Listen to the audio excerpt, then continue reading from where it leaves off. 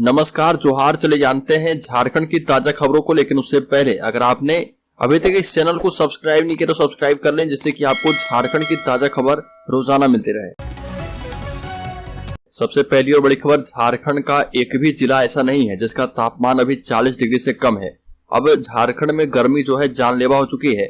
झारखंड में गर्मी अपने चरम पर है। राज्य में कोई भी ऐसा जिला नहीं है जिसका तापमान 40 डिग्री से कम है। ऐसी भीषण गर्मी में अगर राहत देने वाली बात है तो वह है कि मौसम विभाग का पूर्वानुमान। मौसम विभाग ने कहा कि 20 जून से बारिश की उम्मीद की जा सकती है और मौसम विभाग के मुताबिक इस साल संथाल परगना के रास्ते मानसून का प्रवेश राज्य में होने की उम्मीद है। इस बीच मौसम का असर ऐसा हो गया है कि यह जानलेवा साबित हो रहा है। बीते 24 घंटे में गर्मी और लू की वजह से 13 लोगों की मौत हो गई है। मृतकों में 7 पलामू के हैं। धनबाद में 2 लोगों की जान गई है।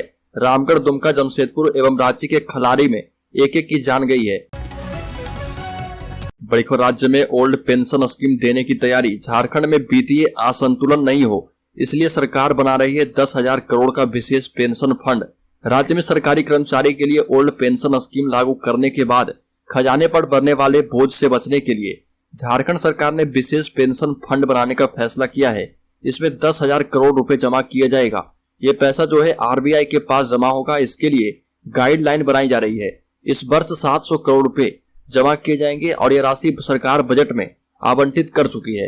न्यू पेंशन स्कीम से ओल्ड पेंशन स्कीम में शामिल कर्मचारियों के रिटायर होने पर सरकार इसी फंड से पैसा लेगी और दिसंबर 2004 के बाद नियुक्त कर्मचारियों के लिए नई पेंशन योजना लागू की गई थी, लेकिन अब झारखंड में पुराने पेंशन योजना पर काम चल रहा है। बड़ी खबर, बड़ी साजिश की आशंका। रक्षा शक्ति यूनिवर्सिटी रजिस्ट्रार ऑफिस का ताला तोड़कर दस्तावेजों में छेड़छाड़। झारखंड रक्षा शक्ति यूनिवर्सिटी में 15 जून को शाम करीब 7 बजे रजिस्ट्रार कार्यालय का ताला तोड़कर दस्तावेजों के साथ छेड़छाड़ की गई है और registrar colonel doctor Rajesh Kumar ने इस संबंध में 16 जून को गोंदा थाने में एफआईआर दर्ज करवाई है। यूनिवर्सिटी के पूर्व वित्त पदाधिकारी सत्य प्रकाश ने भी अपनी रिपोर्ट में वित्तीय गड़बड़ी का उल्लेख किया था। मालूम हो कि झारखंड रक्षा शक्ति यूनिवर्सिटी में अभी गर्मियों की छुट्टियां चल रही है। बड़ी खबर, अब झारखंड के तकनीकी संस्थानों में स्कॉलरशिप और पढ़ाई दोनों मिलेगी। 3,000 से 1,30,000 तक स्कॉलरशिप मिलेगी। रांची के कई प्रमुख मैनेजमेंट एवं इंजीनियरिंग संस्थान में मेधावी एवं आर्थिक रूप से कमजोर छात्रों के लिए संस्थागत छात्रवृत्ति का प्रावधान किया गया है। इसके तहत 3,000 रुपए से लेकर 1,31,000 रुपए तक का संस्थागत छात्रवृत्ति दिया जाता है। इसमें Birla institute of technology, BIT Mishra, Indian institute of management, IIM Ranchi एवं जेबीआर इंस्टीट्यूट ऑफ सोशल सर्विस इत्यादि संस्थान शामिल हैं। बड़ी खबर, पूर्व डीआईजी राजीव रंजन भाजपा में शामिल हो गए हैं। ब्यूरोक्रेट्स की सियासत में एंट्री हो रही है। पूर्व डीआईजी राजीव रंजन बीजेपी में शामिल हुए हैं। कहा कि राष्ट्र सेवा के लिए भाजपा सबसे उपयुक्त पार्टी है। आपको बता दें कि अवकाश प्राप्त पुलिस अधिकारी राजीव रंजन का स्वागत करते हुए कहा गया कि जिस प्रकार इन्होंने पुलिस अधिकारी का दायित्व ईमानदारी पूर्वक निभाया, उसी प्रकार सामाजिक राजनीतिक जीवन की दूसरी पारी में भी यशस्वी बने। बड़ी खबर, एनफोर्समेंट डायरेक्टरेट ने हाईकोर्ट को बताया कि वीरेंद्र राम की 39 करोड़ रुपए की संपत्ति जो है 8 संपत्ति जब्त की गई है। ईडी ने ग्रामीण कार्य विभाग के निलंबित चीफ इंजीनियर वीरेंद्र राम की 39.29 करोड़ रुपए की संपत्ति अटैच कर ली है। यह जानकारी एनफोर्समेंट डायरेक्टरेट ने एक जनहित याचिका की सुनवाई के दौरान हाईकोर्ट को दी है। ईडी ने बताया कि वीरेंद्र राम एवं उनके परिजनों से जुड़ी 8 अलग अलग संपत्तियों को अटैच किया गया है। इनमें वीरेंद्र की पत्नी राजकुमारी के नाम पर नई दिल्ली में 2 फ्लैट एवं पिता गेंदा राम के नाम पर न्यू दिल्ली में जमीन शामिल है। बड़ी खबर, देवघर जिले में फुल लोड बिजली भी नाकाफी साबित हो रही है। गर्मी से जल रहे केवल पारा 42 डिग्री पार। भीषण गर्मी में जहां बिजली के उपकरण से लोगों को राहत मिलती है, वहीं गर्मी के कारण लो वोल्टेज एवं ट्रिपिंग की समस्या बढ़ गई है। इसके बाद घंटों बिजली कटौती ने जले पर नमक छिड़कने का काम किया है। अत्यधिक गर्मी बढ़ने के कारण जहां ट्रांसफार्मर के अर्थिंग में समस्या आ रही है, वहीं कई सारे इलाकों में केबल जलने लगे हैं। लोड बढ़ने से ट्रांसफार्मर में ट्रिपिंग की समस्या हो रही है। देवघर में पिछले कुछ दिनों से पारा 41 से 44 डिग्री तक पहुंच जा रहा। बड़ी खबर, राज्य के सिमडेगा जिले में तीसरी आग से होगी शहर की निगरानी। पहले फेज में लगाए जाएंगे 75 सीसीटीवी कैमरे। सिमडेगा में निगरानी के लिए सीसीटीवी कैमरे लगाए जाने हैं। इसके लिए टेंडर प्रक्रिया पूरी हो चुकी है। पहले फेज में पूरे शहर में 75 सीसीटीवी कैमरे लगाए जाएंगे। शहर में अपराधियों और समाज का माहौल खराब करने वाले असामाजिक तत्वों की अब खैर नहीं है, क्योंकि शहर की निगरानी अब तीसरे आंख से की जाएगी। वो आंखें जो अपने पलके तक नहीं झपकाती है। जिला प्रशासन और पुलिस प्रशासन मिलकर सिमडेगा शहर की निगरानी और सुरक्षा के लिए जगह जगह पर सीसीटीवी कैमरे लगवा रही है।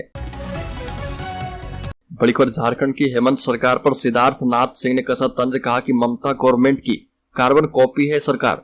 भाजपा अभी से ही लोकसभा चुनाव की तैयारी में जुट गई है। भाजपा झारखंड में बीजेपी के स्टार प्रचारकों की जनसभा शुरू कर चुकी है।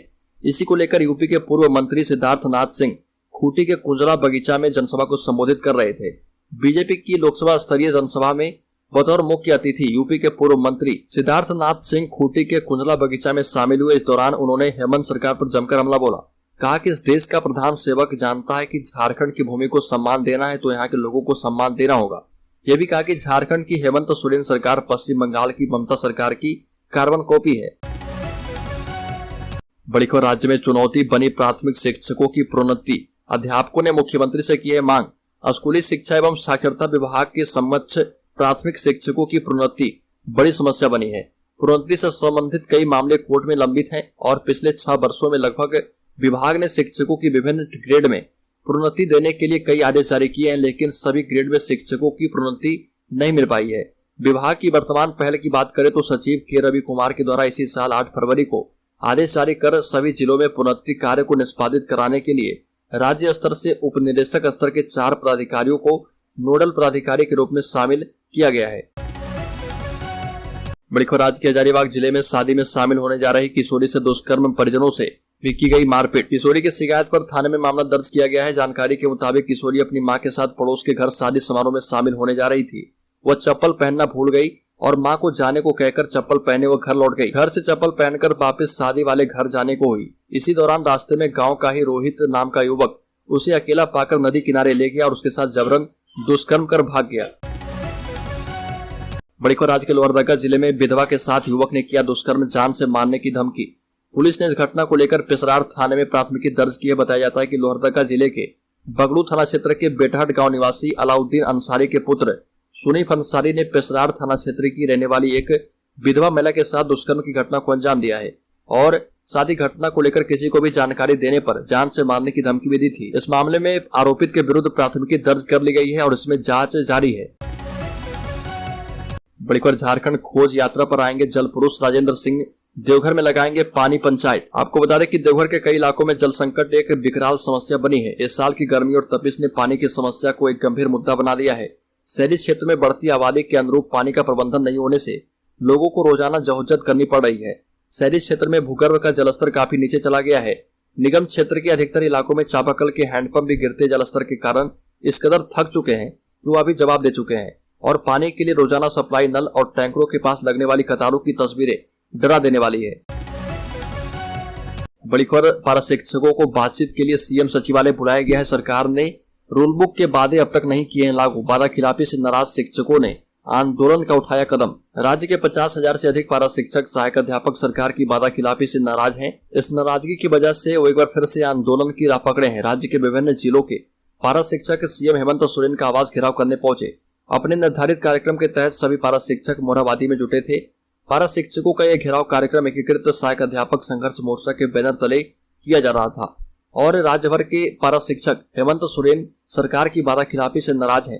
पारा शिक्षकों का कहना है कि पिछले साल शिक्षा मंत्री जगन्नाथ महतो ने उनसे जो वादा किया था सरकार ने आज तक उसे पूरा नहीं किया है। ऐसे में पारा शिक्षकों ने एक बार फिर से सड़क पर उतरने का फैसला किया है। बड़ी खबर, झारखंड में भी मिला है दुर्लभ लिथियम का भंडार। पैन एशिया हजारीबाग कोडरमा में खनन करने के लिए तैयार है। पैन एशिया मेटल्स आजकल झारखंड में लिथियम की खोज में जुटी है। पैन एशिया मेटल्स लिमिटेड के अध्यक्ष और प्रबंध निदेशक पॉल लॉक ने मुख्यमंत्री हेमंत सोरेन से झारखंड मंत्रालय में मुलाकात की। मुलाकात के दौरान उन्होंने बताया कि राज्य में लिथियम खनिज प्राप्त होने की अपार संभावनाएं हैं। लिथियम का उपयोग विभिन्न प्रकार की बैटरी बनाने के कार्य में होता है। कोडरमा, हजारीबाग सहित अन्य क्षेत्रों में लिथियम की उपलब्धता है और खनिज की जानकारी लेने के लिए पैन एशिया मेटल्स लिमिटेड की टीम झारखंड भ्रमण पर है। पॉल लॉक ने मुख्यमंत्री से कहा कि पैन एशिया मेटल्स झारखंड में लिथियम खनन के क्षेत्र में निवेश करना चाहती है। बड़ी खबर, राज्य के गोड्डा जिले में बनेगा राज्य का पहला ग्रीन स्टेशन, होगी बड़ी सुविधाएं। 50 करोड़ की लागत से काम शुरू। अमृत भारत प्रोजेक्ट के तहत गोड्डा रेलवे स्टेशन राज्य का पहला ग्रीन स्टेशन के रूप में विकसित होगा। गोड्डा सांसद डॉक्टर निशिकांत दुबे के प्रस्ताव पर रेल मंत्रालय ने इसी वर्ष बजट में गोड्डा स्टेशन को अमृत भारत प्रोजेक्ट में शामिल करते हुए 50 करोड़ रुपए स्वीकृत किए हैं। गोड्डा स्टेशन में अमृत भारत प्रोजेक्ट का काम शुरू हो चुका है। नई डिजाइन के अनुसार स्टेशन में पेड़ पौधे, घास एवं फूल पत्ती पर्याप्त रहेंगे। गोड्डा स्टेशन में आने वाले यात्रियों को पार्क की अनुभूति होगी, यात्रियों के बैठने की सुविधा होगी। इसके साथ साथ स्टेशन में सारी अत्याधुनिक सुविधाएं होगी। बड़ी खबर, पूर्व सीएम बाबूलाल मरांडी ने हेमंत सरकार पर साधा निशाना, बोले संथाल में रोटी और बेटी दोनों पर संकट है। झारखंड के प्रथम मुख्यमंत्री और भारतीय जनता पार्टी के विधायक दल के नेता बाबूलाल मरांडी ने कहा कि बांग्लादेशी घुसपैठियों की वजह से संथाल परगना में रोटी और बेटी दोनों पर संकट है। दुमका परिसदन में पाकुड़, साहिबगंज और दुमका जिले में बांग्लादेशी घुसपैठियों पर चर्चा करते हुए कहा कि पाकुड़ के गैर मजरूआ जमीन यानी जीएम लैंड का गलत तरीके से बंदोबस्त करके बांग्लादेशी और रोहिंग्या मुसलमानों को बसाया जा रहा। ये भी कहा कि इससे सबसे ज्यादा वहां बसे आदिवासी प्रभावित हो रहे।